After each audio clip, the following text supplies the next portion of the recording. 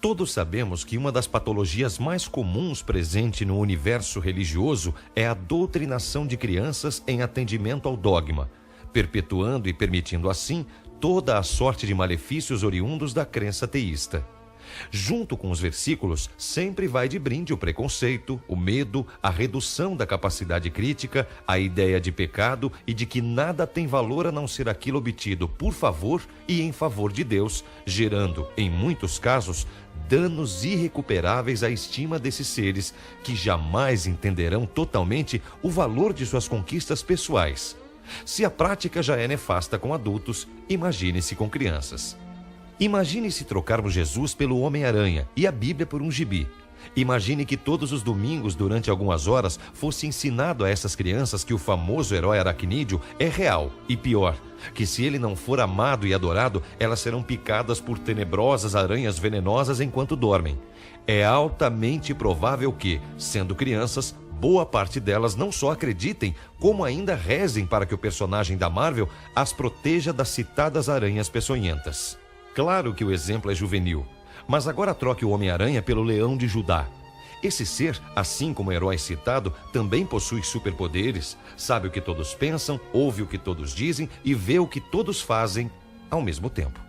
O livro mágico desse ente todo-poderoso também afirma que, se esse antigo e sanguinário herói não for seguido de forma incontestável, se não for amado de forma inflexível e obedecido cegamente, não haverá alternativa senão a condenação a uma vida eterna de tormenta inescapável, em um cenário de fogo e enxofre, onde se perpetuarão torturas inimagináveis conduzidas por um vilão inigualável, Satanás. Sejamos honestos. Que jovem resistiria a tal imagem?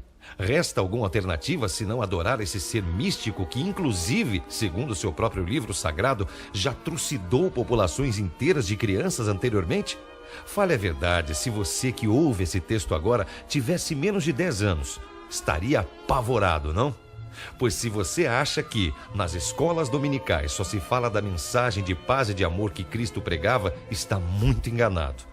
O diabo e o juízo final aparecem tanto quanto Jesus nas inocentes aulas ministradas nos fundos das igrejas. Crescemos sempre ouvindo que o abuso de crianças se constitui em estupro e em violência física. Porém, e o abuso mental? Onde fica? Será que não causa danos em uma psicologia claramente em construção? Já existem psicólogos que se especializam em tratar síndromes causadas por medo religioso. Acredite, que se direcionam a cuidar de adultos e crianças que, repetidamente, têm pesadelos e fobias geradas por temor do inferno, do diabo e depressão por culpa relacionada a pecado. Jovens que, agora, relatam traumas relacionados com a igreja que frequentavam, que adoecem porque afirmam que o fim do mundo está próximo, vez que ouviram sistematicamente quando crianças que qualquer evento climático deveria ser interpretado como um sinal apocalíptico. Cada vez mais relatos são apresentados indicando que crianças que sofreram tal doutrinação têm boas possibilidades de desenvolver transtornos de ansiedade crônica. Além disso, é preciso ressaltar que muitas dessas crianças estarão condenadas de verdade a viverem uma vida com experiências limitadas pelas escolhas de outros, apenas por atendimento a doutrinas oriundas de uma época em que se acreditava em que os ratos nasciam do queijo. Esse é o resultado de pais e de igrejas que convencem seus filhos e jovens de que eles são pecadores e de que precisam de redenção. Não é raro ouvir de alguns cristãos que empurram esse lixo goela abaixo das crianças, aduzindo que não acham correto dar valor à autoestima e que os jovens se sintam bem a respeito de si mesmo, porque eles realmente não devem desenvolver tal sentimento, já que são pecadores e antes precisam aceitar a Cristo. Jura? Com 7 ou 8 anos, esse é o tipo de pensamento que faria Calígula abrir um largo sorriso. Alguns pais afirmam que a única saída é mesmo a doutrinação, vez que seus filhos já nasceram pecadores, e que essa lhes é a real natureza herdada de Adão. Alguém ainda acredita que crescer nesse ambiente não trará um impacto absolutamente negativo na vida dessas crianças?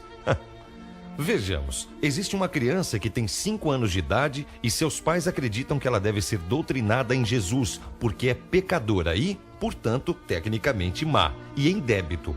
Sua família vê como pecado, por exemplo, o simples fato dela atormentar os irmãozinhos e não obedecer à mãe. Sim, lamentavelmente isso é verdade e acontece todos os dias. Ocorre que enquanto para esses fanáticos que repetidamente assustam as crianças, isso é pecado, para o resto da população, isso se chama apenas ser uma criança normal.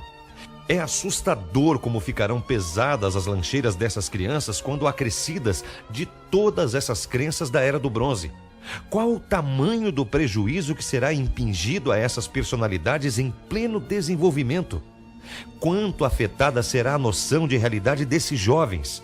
Até que ponto o senso crítico ficará comprometido?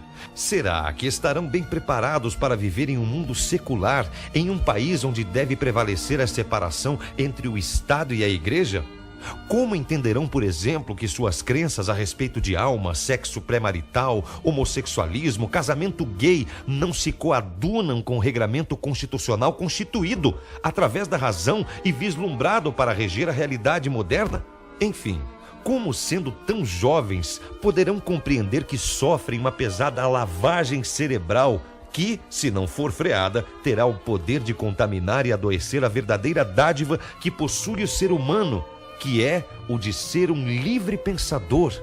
De longe só nos resta torcer para que essa vilania seja cada vez mais atacada e para que psicólogos e pessoas responsáveis por este país se mobilizem no sentido de limitarem e supervisionarem o ensino do dogma fundamentalista a crianças.